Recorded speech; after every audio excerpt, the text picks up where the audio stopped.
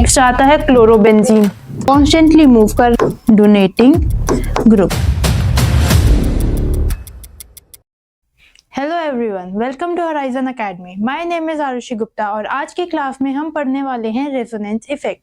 तो देखते हैं कि क्या होता है resonance effect. Resonance effect is a temporary effect. Resonance जो है वो एक टेम्परेरी इफेक्ट है। इट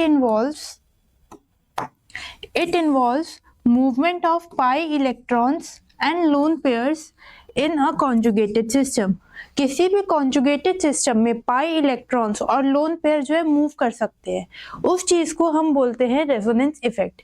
अगर हमारे पाई इलेक्ट्रॉन्स और लोन पेयर मूव करते हैं किसी भी मॉलिक्यूल में, तो उसको हम बोलते हैं रेजोनेंस इफेक्ट। अब ये मूव किस में करते हैं? ये मूव करते हैं कॉन्जुगेटेड सिस्टम में। अब मतलब समझते हैं कॉन्जुगेटेड सिस्टम का। कॉन्जुगेटेड सिस्टम कुछ नहीं, इसको आप जो है मॉलिक्यूल भी बोल सकते हो, कॉन्जुगेटेड सिस्टम या फिर मॉलिक्यूल। ठीक है, अब होता क्या है कॉन्जुगेटेड मॉलिक्यूल या कॉन्जुगेटेड सिस्टम? कॉन्जुगेटेड सिस्टम में molecules having alternate pi bonds और लोन पेयर। वो मॉलिक्यूल्स जिसमें ऑल्टरनेट पाई बॉन्ड हो या फिर लोन पेयर हो, उसको हम बोलेंगे कॉन्जुगेटेड मॉलिक्यूल। फॉर एग्जाम्पल ये देखो, सपोज मेरे पास ब्यूटा 1,3-डाइईन ये वाला मॉलिक्यूल है। ब्यूटा मतलब 4 कार्बन। ये देखो, इसका नाम है ब्यूटा 1,3-डाइईन। इसमें 4 कार्बन है, 1, 2, 3 और 4। ठीक है, और 1 और 3 पोजीशन पे डबल बॉन्ड है, इसलिए इसका नाम ब्यूटा 1,3-डाइईन हुआ। तो ये जो सिस्टम है इसके पास ऑल्टरनेट पाई बॉन्ड्स है। देख सकते हो ऑल्टरनेट पाई बॉन्ड्स मतलब पहले यहाँ पे पाई बॉन्ड है, फिर सिंगल बॉन्ड, फिर pi bond. Alternate pi bond मतलब pi bond, single bond, pi bond, single bond, एक के बाद एक जो है पाई बॉन्ड्स है। एक और एग्जांपल हो सकता है इसका कॉन्जुगेटेड सिस्टम का। सेकंड एग्जांपल है इसका बेंजीन। इसमें भी आप देखोगे कि ऑल्टरनेट पाई बॉन्ड है। पहले ये पाई बॉन्ड है, फिर सिंगल बॉन्ड बनाया, फिर पाई बॉन्ड बनाया, फिर सिंगल बॉन्ड बनाया, फिर पाई बॉन्ड, फिर सिंगल बॉन्ड। तो पहले पाई, फिर single bond, pi bond, single bond. ऐसे सिस्टम्स को हम बोलते हैं कॉन्जुगेटेड सिस्टम। और कोई एग्जांपल आप दे सकते हो मुझे कॉन्जुगेटेड सिस्टम का? खुद से बनाकर देखो। अगर सपोज मैंने ऐसा कोई मॉलिक्यूल ले लिया, पहले पाई बॉन्ड, फिर सिंगल बॉन्ड, फिर पाई बॉन्ड, फिर सिंगल बॉन्ड, फिर पाई बॉन्ड, ये भी जो है ये हमारा कॉन्जुगेटेड सिस्टम होगा और इसका नाम है हेक्सा 135 ट्राईइन। Hexa 135 triene. ठीक है, और कोई एग्जांपल?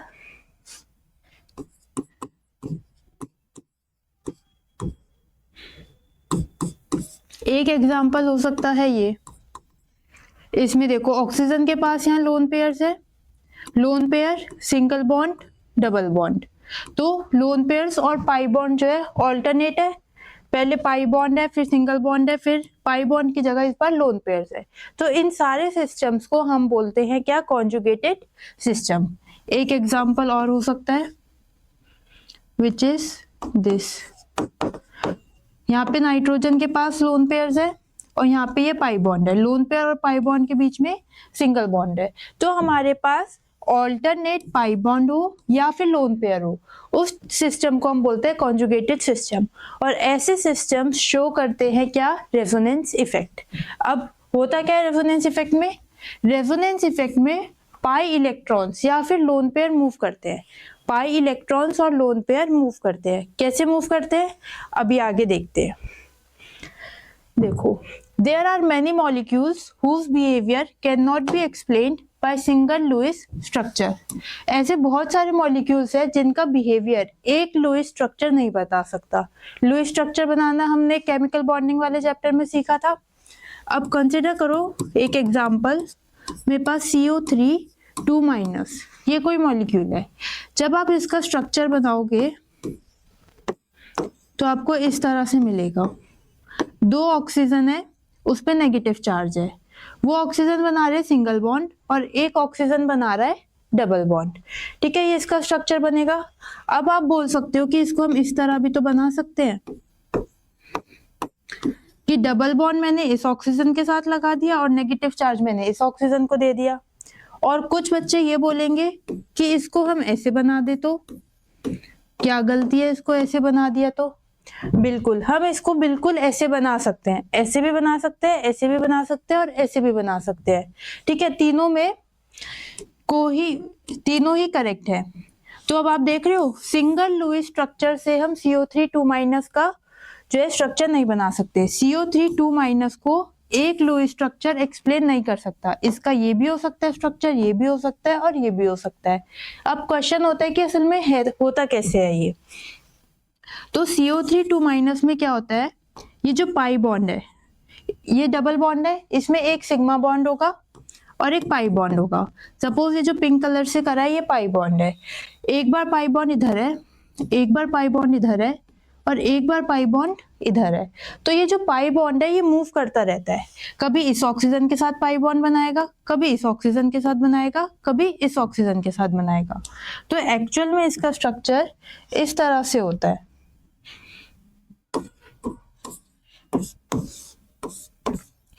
हर ऑक्सीजन के साथ सिंगल बॉन्ड तो है ही, लेकिन पाई बॉन्ड कभी इधर है, कभी इधर है और कभी इधर है। तो पाई बॉन्ड जो है वो मूव कर रहा है, तो इस चीज को हम बोलते हैं रेजोनेंस। अभी हमने पीछे रेजोनेंस की डेफिनेशन क्या लिखी थी, मूवमेंट ऑफ पाई इलेक्ट्रॉन्स। तो इस केस में ये पाई इलेक्ट्रॉन्स है, ये मूव कर रहे हैं, कभी इस बॉन्ड पर है, कभी इस बॉन्ड पर है और कभी इस बॉन्ड पर है। तो इस चीज को हम बोलते हैं रेजोनेंस और इस पूरे इफेक्ट को बोलते हैं रेजोनेंस इफेक्ट।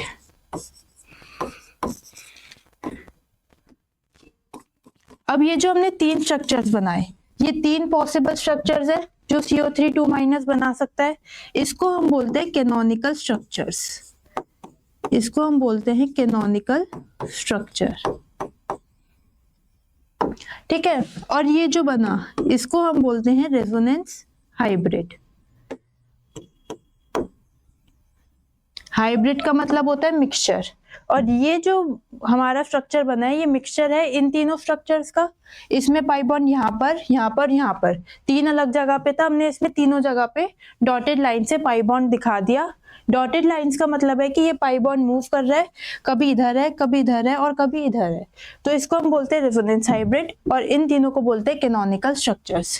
कैनोनिकल स्ट्रक्चर्स के बीच में हम डबल हेडेड एरो बनाते हैं, मतलब एक एरो जिसके दोनों साइड इस तरह से निकाल देते हैं। और रेजोनेंस हाइब्रिड को बनाते हुए हम ये बनाते हैं, ये एक टाइप से इक्वल टू है, तीन लाइन बना देते हैं कि ये तीनों इक्विवेलेंट है इसके। तो इसका मतलब आप लिख सकते हो इक्विवेलेंट, कि ये इक्वल है इसके। ठीक है, इतना समझ में आया। अब एक एग्जांपल और देखते हैं। सपोज मैंने एग्जांपल लिया बेंजीन मॉलिक्यूल का।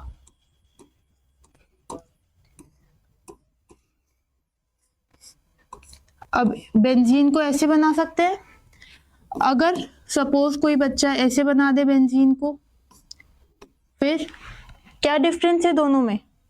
अगर मैं मार्क कर दूं कार्बन को, इसको 1 2 3 4 5 6, इसमें भी मार्क कर दिया मैंने 1 2 3 4 5 6, तो आप ये देखोगे इसमें 1 और 2 के बीच में सिंगल बॉन्ड है, जबकि इधर डबल बॉन्ड है। इसमें 2 और 3 में डबल बॉन्ड है, यहाँ सिंगल बॉन्ड है। तो बस जो है पाई बॉन्ड्स की पोजीशन चेंज कर दी है।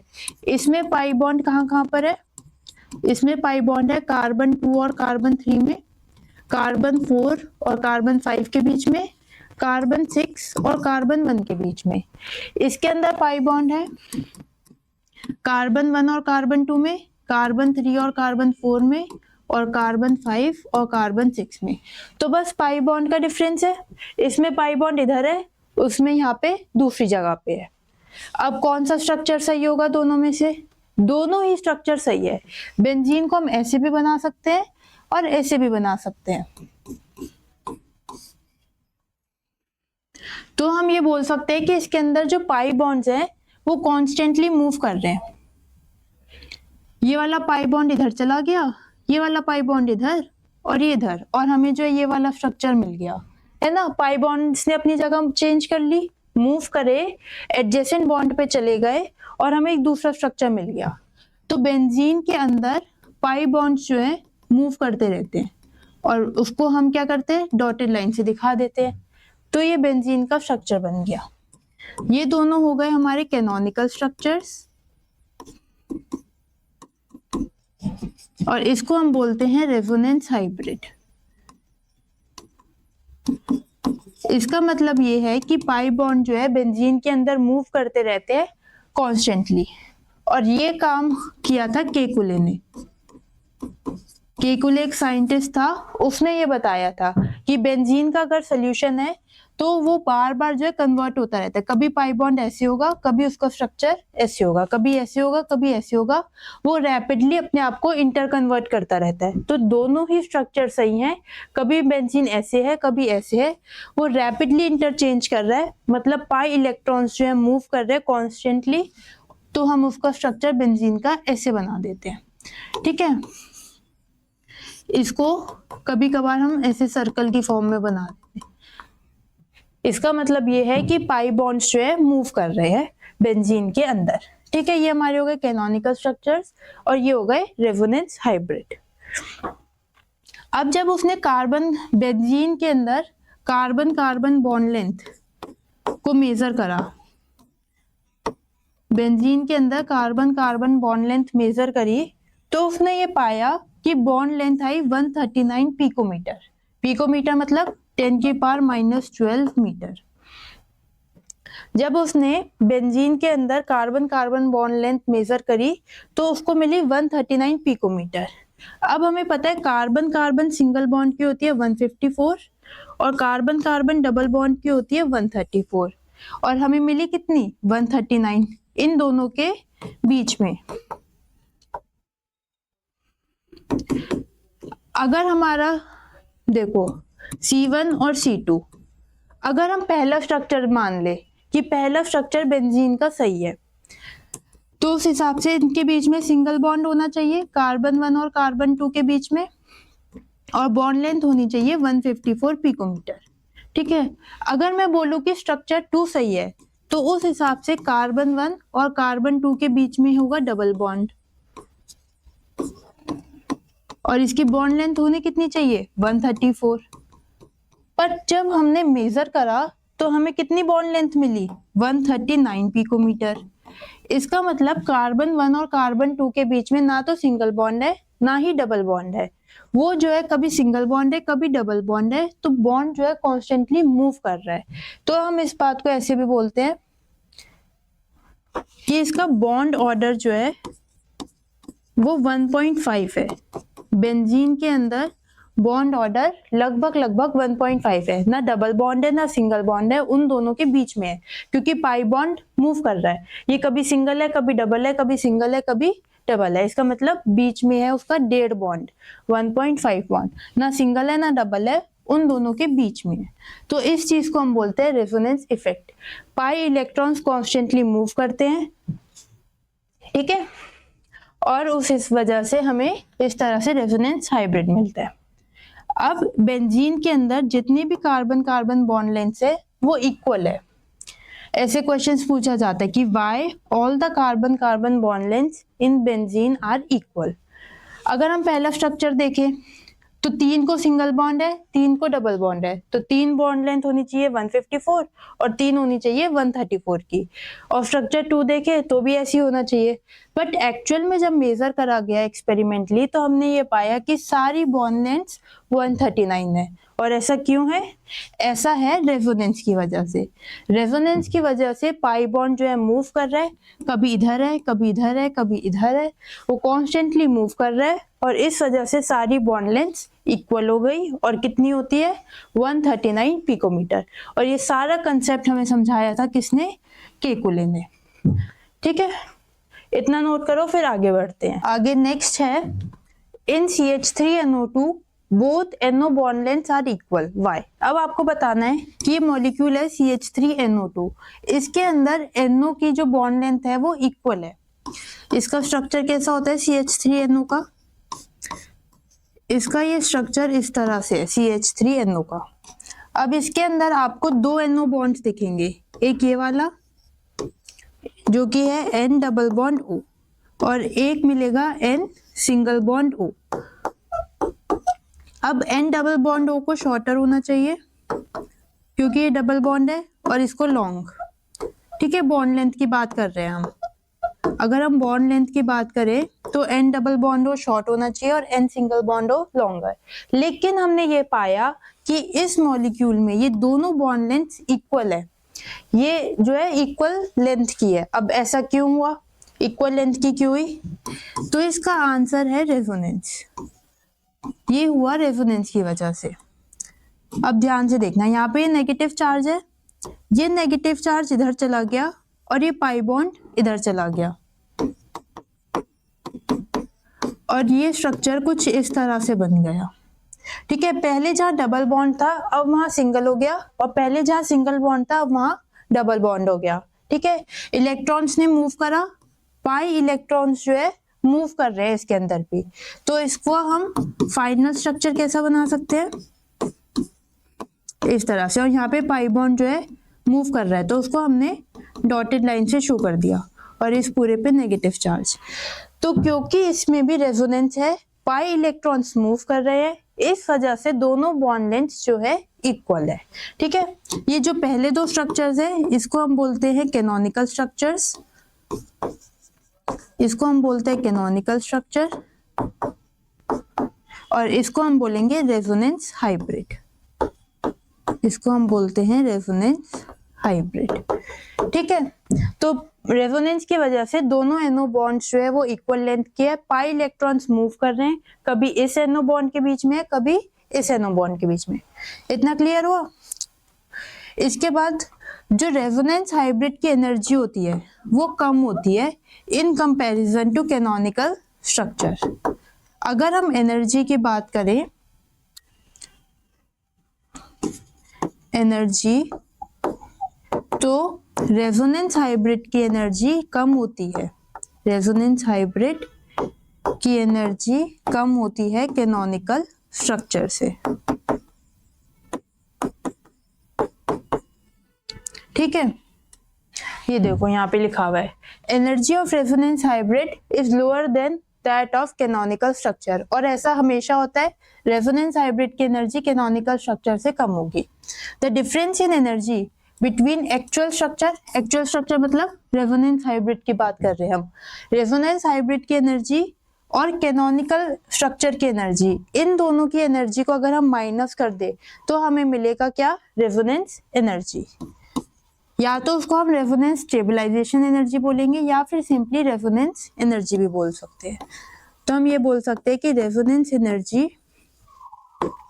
इक्वल है कैनोनिकल स्ट्रक्चर की एनर्जी, कैनोनिकल स्ट्रक्चर की एनर्जी माइनस रेजोनेंस हाइब्रिड की एनर्जी। इन दोनों एनर्जीज का डिफरेंस इक्वल है हमारी रेजोनेंस एनर्जी के। मतलब ये रेजोनेंस हाइब्रिड था, इसकी कुछ एनर्जी है सपोज y, और ये हमारा कैनोनिकल स्ट्रक्चर है, इसकी कुछ एनर्जी है x। इन दोनों एनर्जीज का डिफरेंस इक्वल होगा रेजोनेंस एनर्जी के। अब मोर रेजोनेटिंग स्ट्रक्चर्स का मतलब है कैनोनिकल स्ट्रक्चर्स, ये वाले जो हम स्ट्रक्चर्स बना रहे हैं ये। more resonating structures, more resonance energy, more stable is molecule। अब ये इंपॉर्टेंट लाइन है और ये आगे जाके बहुत काम आएगी, इसको आप लिख लो एक जगह। जितने ज्यादा हमारे कैनोनिकल स्ट्रक्चर्स होंगे उतनी ज्यादा रेजोनेंस एनर्जी होगी और उतना ज्यादा स्टेबल हमारा मॉलिक्यूल होगा। ठीक है, और ऑर्गेनिक केमिस्ट्री में हम यही चाहते हैं कि मॉलिक्यूल जो है वो स्टेबल हो जाए, जितना ज्यादा स्टेबल होगा उतना अच्छा है। ठीक है, तो रेजोनेंस क्या कर रहा है, मॉलिक्यूल को स्टेबल बना रहा है। जितने ज्यादा कैनोनिकल स्ट्रक्चर्स उतनी ज्यादा रेजोनेंस एनर्जी, उतनी ज्यादा स्टेबल हमारा कंपाउंड। तो क्वेश्चन ये आता है कि हम ये रेजोनेंस पढ़ क्यों रहे हैं और इस रेजोनेंस का फायदा क्या है। तो रेजोनेंस जो है हमारे मॉलिक्यूल को स्टेबल बना रहा है। क्या कर रहा है, मॉलिक्यूल को स्टेबल कर रहा है। ठीक है, इतना नोट करो, फिर आगे बढ़ते हैं। अब नेक्स्ट आता है हमारा टाइप्स ऑफ रेजोनेंस। अब हमारी रेजोनेंस दो टाइप की होती है, एक है positive resonance effect and second is negative resonance effect. पहले पॉजिटिव वाली पढ़ते हैं, देन हम नेगेटिव पे जाएंगे। In this effect, transfer of electron is away from the atom attached to the conjugated system. पहले तो एक एग्जांपल से समझते हैं। मैंने सपोज यहाँ कोई कॉन्जुगेटेड सिस्टम बनाया, ये मैंने कोई कॉन्जुगेटेड सिस्टम बना दिया, बेंजीन है, इसके ऊपर मैंने कोई भी एक एटम लगा दिया, सपोज फ्लोरीन।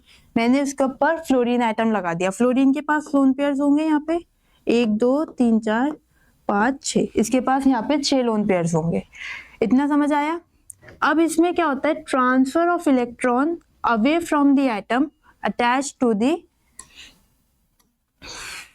Conjugated system. ये मेरा कॉन्जुगेटेड सिस्टम है,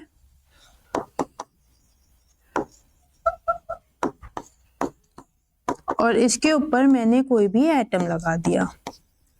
अब इस एटम के पास लोन पेयर्स है, ये अपने लोन पेयर डोनेट कर देगा किसको, कॉन्जुगेटेड सिस्टम को। इस एटम ने अपने लोन पेयर्स डोनेट कर दिए किसको, कॉन्जुगेटेड सिस्टम को। ये कॉन्जुगेटेड सिस्टम है, ये एटम है, उसके पास लोन पेयर्स है, उसने अपने लोन पेयर्स डोनेट कर दिए। ये लोन पेयर इधर आके पाई बॉन्ड बन जाता है, और ये पाई बॉन्ड इधर आके नेगेटिव साइन बन जाएगा। तो इस चीज को हम बोलते हैं plus R effect. The atom जो है डोनेट कर देता है अपने electrons to conjugated system. Atom donates its electron to conjugated system. इस चीज को हम बोलते हैं पॉजिटिव रेजोनेंस इफेक्ट। अगर कोई चीज अपने इलेक्ट्रॉन्स, कोई एटम अपने इलेक्ट्रॉन्स डोनेट कर रहा है किसी कॉन्जुगेटेड सिस्टम को, तो उसको हम बोलेंगे प्लस आर इफेक्ट। ठीक है, इसके एग्जांपल्स है NH2, OH और हेलोजेंस।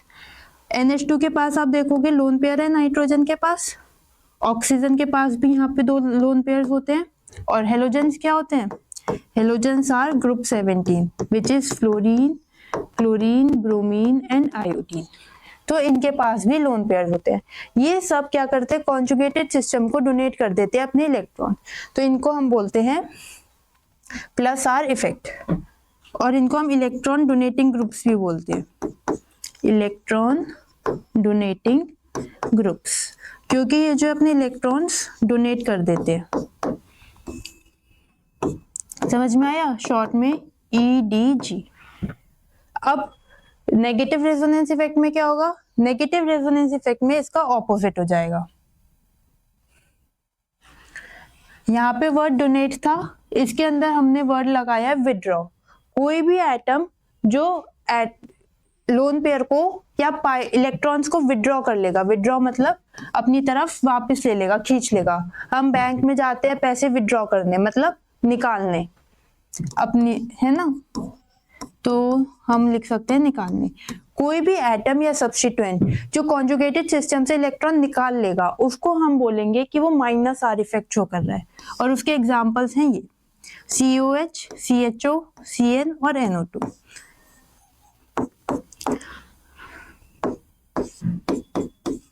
ये मैंने CHO बना दिया, ये ऐसे ही होता है ना CHO, एल्डिहाइड ग्रुप। ये मेरा कॉन्जुगेटेड सिस्टम है, और इसके ऊपर यहाँ पे मैंने लगा दिया ये सब्स्टिट्यूएंट। अब ये देखो, ये क्या करेगा, इस तरह से इलेक्ट्रॉन्स अपने पास खींच लेगा। प्लस आर इफेक्ट में क्या हुआ था, इलेक्ट्रॉन्स उसने डोनेट कर दिए थे, इस केस में वो इलेक्ट्रॉन्स विड्रॉ कर रहा है, अपनी तरफ बाहर निकाल ले रहा है, तो इसको हम बोलेंगे माइनस आर इफेक्ट। ये वाला एग्जांपल देखते हैं, C double bond O OH। इस केस में भी ये इलेक्ट्रॉन्स इस तरह अपने पास ले लेगा।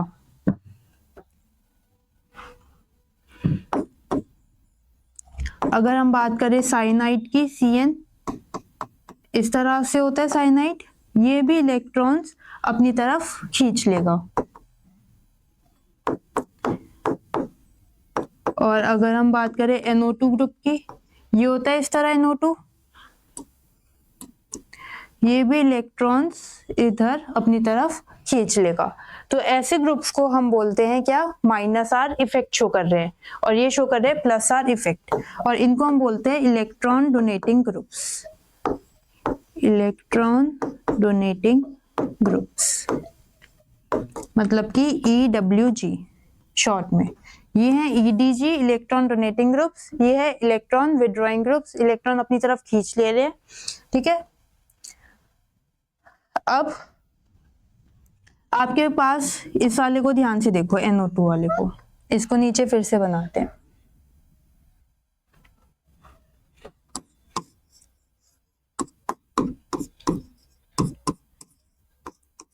अब आप बोलोगे कि नाइट्रोजन के पास तो लोन पेयर्स है, तो वो लोन पेयर्स ऐसे डोनेट कर सकता है ना, जैसे NH2 वाले केस में था, पर ऐसा नहीं है। इसने प्लस आर इफेक्ट क्यों शो नहीं करा और माइनस आर इफेक्ट क्यों शो करा? क्योंकि इसके पास यहाँ लोन पेयर्स है ही नहीं। अगर आप ध्यान से देखो, नाइट्रोजन 3 बॉन्ड बनाता है, उसने इस तरह से 3 बॉन्ड्स बना लिए और यहाँ पे उसके पास एक लोन पेयर बच गया। एक ऑक्सीजन और है, उसके साथ ही कोऑर्डिनेट बॉन्ड बनाता है। तो ये जो लोन पेयर्स हैं वो नाइट्रोजन और ऑक्सीजन के बीच में कोऑर्डिनेट बॉन्ड बना रहे हैं। तो यहाँ जो ऑक्सीजन के नाइट्रोजन के पास लोन पेयर्स हैं वो इस तरह कॉन्जुगेशन में जाने के लिए अवेलेबल ही नहीं है। इस वजह से NO2 जो है माइनस आर इफेक्ट दिखाता है, प्लस आर इफेक्ट नहीं दिखाता, ठीक है। अब इसे नोट कर लो, plus R effect and minus R effect, and then हम आगे बढ़ेंगे टूवर्ड्स रेजोनेटिंग स्ट्रक्चर्स। अब आगे बढ़ते हैं। आगे नेक्स्ट ये आता है ड्रॉ रेजोनेटिंग स्ट्रक्चर्स ऑफ ये बेंजीन एंड उसके ऊपर NH2। क्या नाम है इस कंपाउंड का? इसका नाम है एनिलीन, ठीक है, इसको हम बोलते हैं एनिलीन। अब आपको एनिलीन के रेजोनेटिंग स्ट्रक्चर्स बनाने हैं, एंड ये रेजोनेटिंग स्ट्रक्चर्स आगे जाके बहुत काम आते हैं। ये हमारा एनिलीन है, नाइट्रोजन के पास यहाँ पे लोन पेयर्स होंगे, ठीक है। एनिलीन कौन सा ग्रुप है? इलेक्ट्रॉन डोनेटिंग या इलेक्ट्रॉन विड्रॉइंग? ये है हमारा इलेक्ट्रॉन डोनेटिंग ग्रुप, और ये शो करेगा plus R effect. Plus R मतलब ये इलेक्ट्रॉन्स दे देगा, बेंजीन रिंग को ये अपने इलेक्ट्रॉन्स दे देगा। तो ये लोन पेयर्स इधर आ जाते हैं एंड ये पाई बॉन्ड इधर चला गया। ध्यान से देखना कि हो क्या रहा है। इस तरह से हमारी बेंजीन थी, इसके ऊपर NH2 था, ये लोन पेयर्स इधर आके पाई बॉन्ड बन गए ऐसे, और यहाँ पे जो पाई बॉन्ड था ये इस कार्बन पे जाके नेगेटिव चार्ज बन गया। यहाँ पे जो कार्बन है इसके ऊपर नेगेटिव चार्ज आ गया, ये जो पाई बॉन्ड है कार्बन के ऊपर नेगेटिव चार्ज जाके बन गए। आपको याद है हमने ऐसा सीखा था पहले कि अगर कहीं पे लोन पेयर्स है तो वो कन्वर्ट हो सकते हैं पाई बॉन्ड में। ये मैंने आपको शायद लास्ट लेक्चर में या लास्ट टू लास्ट लेक्चर में बताया था, लोन पेयर्स कन्वर्ट हो सकते हैं पाई बॉन्ड में, और पाई बॉन्ड कन्वर्ट हो सकता है माइनस चार्ज में या फिर लोन पेयर, कुछ भी बोलो, ठीक है। तो वही काम हुआ है, लोन पेयर्स यहाँ आके बन गए पाई बॉन्ड और पाई बॉन्ड बन गया माइनस, ठीक है। ये वाला pi bond as it is यहाँ पे, एंड ये वाला pi bond as it is. ये पहला स्ट्रक्चर था, ये दूसरा स्ट्रक्चर है। अब नेक्स्ट स्टेप में क्या होगा, ये वाला जो माइनस चार्ज है ये इधर आ गया और ये पाई इलेक्ट्रॉन्स इधर चले गए। देखो कैसे, इसको मैंने सेम एज इट इज बना दिया। अब इस नाइट्रोजन पे एक तो प्लस चार्ज आ जाएगा, क्यों?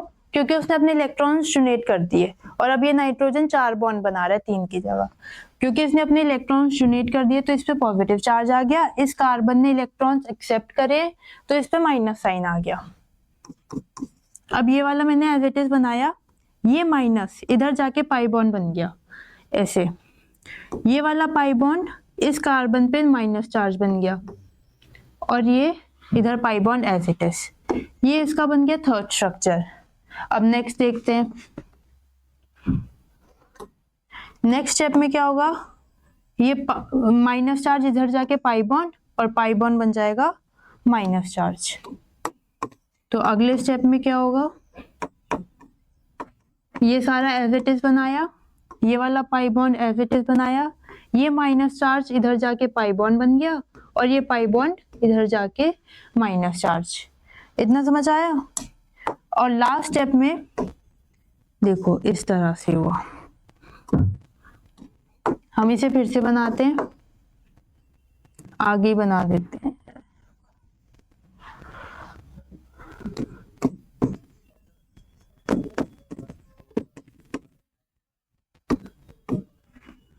इस तरह से था, ये माइनस इधर जाके पाई बॉन्ड बन गया, ऐसे पाई बॉन्ड बना दिया, ये जो पाई बॉन्ड था ये ऊपर चला गया, तो यहाँ से इस पाई बॉन्ड को हटा देते हैं और ये यहाँ ऊपर जाके माइनस बन गया।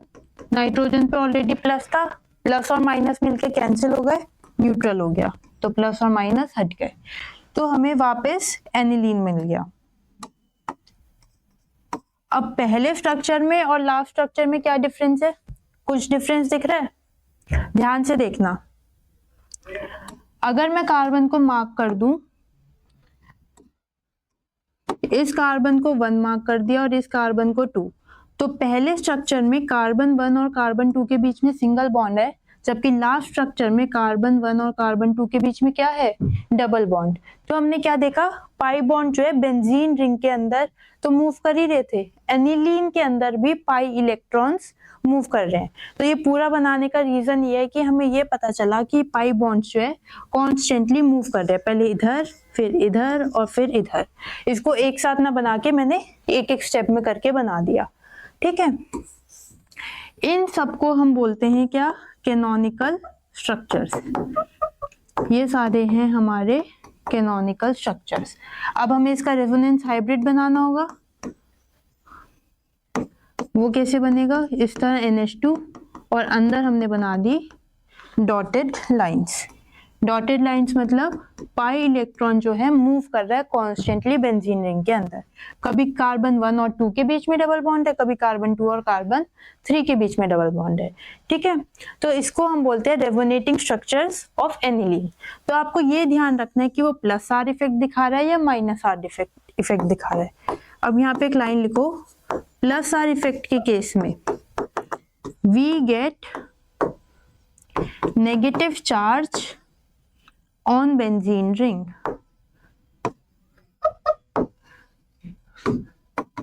आप ये देख रहे हो बेंजीन रिंग के ऊपर माइनस चार्ज आ रहा है, और कौन कौन सी पोजीशन पे आ रहा है? ऑर्थो पे और पैरा पे। याद है ऑर्थो और पैरा क्या होती है? इस पोजीशन को हम बोलते हैं ऑर्थो, ये होती है हमारी ऑर्थो पोजीशन, ये होती है मेटा पोजीशन और ये वाली होती है पैरा पोजीशन। तो माइनस चार्ज इधर भी, ये ऑर्थो होती है और ये मेटा होती है, ठीक है। माइनस चार्ज कहाँ है? ऑर्थो पे, फिर पैरा पे, फिर ऑर्थो पे। तो प्लस आर इफेक्ट के केस में क्या होता है? We get negative charge on benzene ring at ortho and para position. Ortho और पैरा पोजीशन पे हमें नेगेटिव चार्ज मिला, ठीक है। और जितने भी प्लस आर वाले हमारे ग्रुप्स हैं, कौन कौन से हैं? Halogens and fluorine and OH alcohol, उन सब के रेजोनेटिंग स्ट्रक्चर्स ऐसे ही बनेंगे। एक बार खुद से बना के ट्राई करो, नहीं तो फिर मैं बना कर दिखाती हूँ, ठीक है। देखो ये है हमारा फिनॉल, बेंजीन रिंग के ऊपर OH, इसको हम बोलते हैं फिनॉल। OH एग्जाम्पल है प्लस आर का, और इसके पास भी लोन पेयर है। तो इसके रेजोनेटिंग स्ट्रक्चर्स इस तरह से बनेंगे। लोन पेयर इसने डोनेट कर दिए, सेम जैसे लास्ट वाले में हुआ था सेम वैसे ही बनाना है। ये जो हमारे पास है 1 2 3 4 5 पिंक कलर से जो बने हुए हैं, ये है हमारे कैनोनिकल स्ट्रक्चर जो पिंक कलर से बने हुए हैं। एंड ये लास्ट वाला है हमारा रेजोनेंस हाइब्रिड।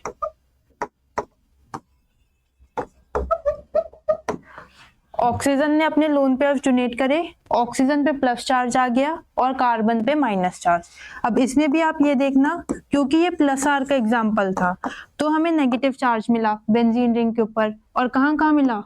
ये है ऑर्थो पोजीशन, ये पैरा पे, एंड देन फिर से ऑर्थो पे। तो हमें ऑर्थो और पैरा पोजीशन पे नेगेटिव चार्ज मिला। जब भी हमारे पास कोई प्लस आर ग्रुप होगा तो वो ऑर्थो और पैरा पोजीशन पे हमें नेगेटिव चार्ज मिलेगा इन केस ऑफ बेंजीन, ठीक है। नेक्स्ट आता है क्लोरोबेंजीन। इसका भी पहले खुद से बनाओ, उसके बाद बताना। क्लोरीन के पास लोन पेयर्स थे, उसने डोनेट कर दिए। क्लोरीन पे पॉजिटिव चार्ज आया, इस तरह से बना सेम ही हमारे कैनोनिकल स्ट्रक्चर्स और ये रेजोनेंस हाइब्रिड। और नेगेटिव चार्ज हमें कहाँ मिला? नेगेटिव चार्ज हमें मिला ऑर्थो पोजीशन पे, इस पोजीशन पे ये पैरा, एंड देन ये फिर से ऑर्थो। ये जो प्लस चार्ज नहीं है, ये माइनस ही है।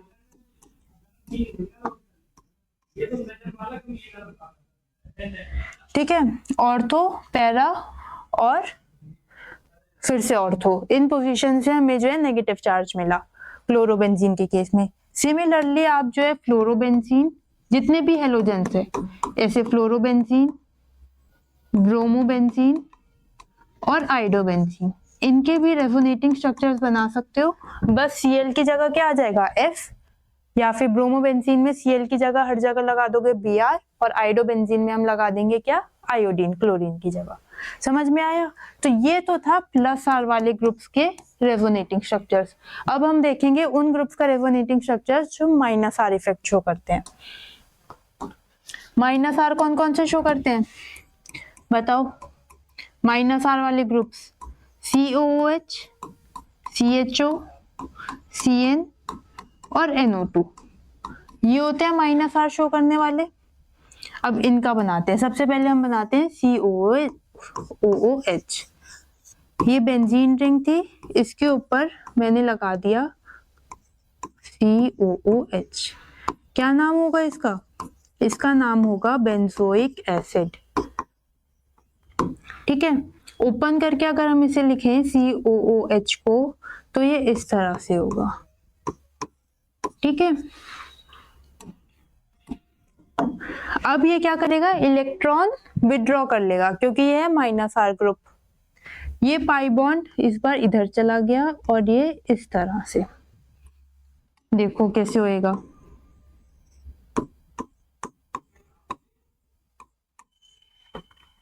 इस कार्बन और ऑक्सीजन के बीच में डबल बॉन्ड था, ये वाला पाई बॉन्ड उठ के ऑक्सीजन के पास चला गया और माइनस चार्ज बन गया। ठीक है, ये वाला पाई बॉन्ड इधर आ गया, मूव कर गया पाई बॉन्ड, और इस बार इस कार्बन पे आएगा पॉजिटिव चार्ज। ये वाला pi bond as it is and ये वाला pi bond as it is. ठीक है, माइनस आर के केस में बेंजीन रिंग पे आता है पॉजिटिव चार्ज। अब नेक्स्ट स्टेप में क्या होगा, ये वाला बॉन्ड इधर उठ के गया, ये ऐसे देख लो, ये इधर बगल एडजेसेंट बॉन्ड पे चला गया। यही होता है ना रेजोनेंस, पाई इलेक्ट्रॉन्स का मूव करना। तो ये वाला पाई इलेक्ट्रॉन इधर से जो है इधर चला गया। तो इसे हम अगले स्टेप में बनाएंगे। एक ही स्टेप में मत कर देना सब घचर पचर। ऊपर का तो सेम एज इट इज, ऊपर तो कोई मूवमेंट हुई नहीं। ये वाला पाई बॉन्ड भी एज इट इज, यहां से पाई बॉन्ड उठ के यहां चला गया इधर, और पॉजिटिव चार्ज आया इस कार्बन पे। ठीक है, नेक्स्ट स्टेप में ये वाला पाई बॉन्ड इधर आ गया और हमारा स्ट्रक्चर कैसा बना,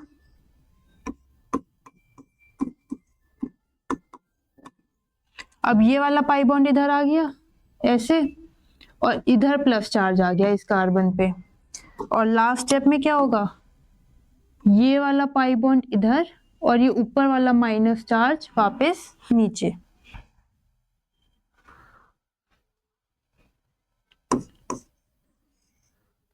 ये ऐसे ऐसे, ये दोनों तो सेम एज इट इज, ये वाला पाई बॉन्ड उठ के यहाँ आ गया। ठीक है, ये सिंगल बॉन्ड रह गया COH और यहाँ पे वापस डबल बॉन्ड हो गया। ये माइनस इधर आके डबल बॉन्ड बन गया। समझ में आया? ये माइनस, देखो ये वाला माइनस था, ये इधर आके डबल बॉन्ड बन गया, जो ये रहा बना दिया मैंने। ये जो डबल बॉन्ड था, ये वाला पाई बॉन्ड इधर चला गया, तो इसको इधर भेज दिया। ठीक है, अब डिफरेंस देखो, पहले स्ट्रक्चर में और आखिरी स्ट्रक्चर में क्या डिफरेंस दिख रहा है। इसमें यहाँ पे सिंगल बॉन्ड है, इसमें यहाँ पे डबल बॉन्ड है, तो वही डिफरेंस है। पाई बॉन्ड्स की पोजीशन चेंज हो गई, तो हमें क्या पता चल रहा है, पाई बॉन्ड्स जो है रोटेट कर रहे हैं, पाई बॉन्ड्स कॉन्स्टेंटली रोटेट कर रहे हैं। इनके बीच में हम इस तरह डबल हेडेड एरो बना देंगे। ये हैं हमारे सारे कैनोनिकल स्ट्रक्चर्स। इसमें हमने देखा कि पाई बॉन्ड जो है कॉन्स्टेंटली मूव कर रहे हैं। अब हम बनाएंगे इसका रेजोनेंस, क्या बनाएंगे, रेजोनेंस हाइब्रिड। उसमें हम डॉटेड लाइंस बना देते हैं। डॉटेड लाइंस मतलब पाई बॉन्ड जो है कॉन्स्टेंटली मूव कर रहा है बेंजीन रिंग के अंदर, कभी इस बॉन्ड के बीच में है, कभी इस बॉन्ड के बीच में है, कभी इस बॉन्ड के बीच में। ठीक है, अब नीचे एक लाइन लिखो, in case of minus R groups, जितने भी माइनस आर ग्रुप है ये वाले, इन सारे ग्रुप्स के केस में we get positive charge on benzene ring. हमें बेंजीन रिंग के ऊपर पॉजिटिव चार्ज मिलता है। और कौन सी पोजीशन पे, देखकर बताओ। ये कौन सी पोजीशन है, ऑर्थो। ये कौन सी पोजीशन है, पैरा। और ये है फिर से ऑर्थो। तो हमें मिला ऑर्थो एंड पैरा पोजीशन पे पॉजिटिव चार्ज। जिनको याद नहीं है उनके लिए देखो, अगर ये COH इस तरह से है तो इस पोजीशन को हम बोलेंगे ऑर्थो, इसको हम बोलते हैं मेटा, इसको हम बोलते हैं पैरा। इसको हम बोलेंगे ऑर्थो, इसको हम बोलते हैं मेटा, और ये हो गई पैरा। तो हमें पॉजिटिव चार्ज यहाँ मिला, ये है ऑर्थो पोजीशन। इस बार यहाँ मिला, ये है पैरा पोजीशन, और इस केस में फिर से ऑर्थो। तो माइनस आर के केस में हमें पॉजिटिव चार्ज मिलता है कहाँ कहाँ पे, ऑर्थो और पैरा पोजीशन पे। प्लस आर के केस में क्या था, पीछे देखो क्या था प्लस आर के केस में। प्लस आर में हमें नेगेटिव चार्ज मिल रहा था और पोजीशन सेम थी, ऑर्थो और पैरा पे ही। ऑर्थो और पैरा पे ही ये देखो नेगेटिव चार्ज मिल रहा था ऑर्थो और पैरा पे। इस केस में हमें मिल रहा है पॉजिटिव चार्ज ऑर्थो और पैरा पे। अब इसी तरह जो आप इन तीनों ग्रुप्स का भी बनाकर दिखाओ रेजोनेटिंग स्ट्रक्चर्स, एंड देन आज की क्लास हम फिनिश कर देंगे। बनाओ पहले खुद से। आई होप आप लोगों ने बना के देखा होगा इनका रेजोनेटिंग स्ट्रक्चर्स। तो देखो बेंजल्डिहाइड, बेंजीन के ऊपर CHO ग्रुप, एल्डिहाइड ग्रुप, इसके रेजोनेटिंग स्ट्रक्चर्स ये रहे, सेम पिछली बार की तरह ही है। And we get a positive sign at ortho and para position. ये हमारे कैनोनिकल स्ट्रक्चर्स हो गए, ये हमारा रेजोनेंस हाइब्रिड हो गया। मैच करके देखो आपने ऐसे ही बनाया या नहीं बनाया तो ये याद कर लो, ये आगे जाके काम आएगा। ये जो पॉजिटिव साइन आ रहा है ना ऑर्थो और पैरा पोजीशन पे, ये आगे जाके जो है काम आएगा। देन CN, बेंजीन के ऊपर CN लगा दिया, ये भी माइनस आर का एग्जाम्पल है। देखो इसको सेम हमें पॉजिटिव चार्ज मिल रहा है ऑर्थो और पैरा पोजीशन पे। इलेक्ट्रॉन्स जो है मूव कर रहे हैं, कौन से electrons, pi electrons. And next आता है नाइट्रोबेंजीन का। नाइट्रोबेंजीन मतलब बेंजीन के ऊपर NO2 ग्रुप। नाइट्रोबेंजीन इस तरह दिखता है। जो NO2 होता है, नाइट्रोजन एक ऑक्सीजन के साथ डबल बॉन्ड बना रहा होता है और एक ऑक्सीजन के साथ सिंगल बॉन्ड। तो इस तरह से बॉन्ड ब्रेक होता है, हमें पॉजिटिव चार्ज मिलता है, एक बार ऑर्थो, पैरा और फिर से ऑर्थो पे। और ये हमारे हैं नाइट्रोबेंजीन के रेजोनेटिंग स्ट्रक्चर्स। तो ये जो है आप लोगों से पूछ लिया जाता है कि ड्रॉ करो रेजोनेटिंग स्ट्रक्चर्स नाइट्रोबेंजीन के, बेंजल्डिहाइड के या किसी के भी। तो आपको ये देखना है कि वो प्लस आर का एग्जाम्पल है या माइनस आर का। प्लस आर है तो माइनस साइन आएगा ऑर्थो और पैरा पोजीशन पे, माइनस आर है तो प्लस साइन आएगा ऑर्थो और पैरा पोजीशन पे। इतना क्लियर हुआ? तो आज की क्लास के लिए इतना ही। Thank you very much for watching.